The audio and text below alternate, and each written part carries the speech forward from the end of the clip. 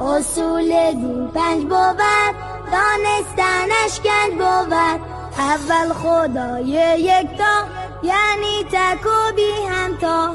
اول خدای یکتا یعنی تک و بی همتا. دوم خدا عادل بود، بر همه چیز قادر بود. دوم خدا عادل بود، بر همه چیز قادر بود. سوم نبوت نبی، خدا فرستاده نبی. سوم نبوت نبی، خدا فرستاده نبی.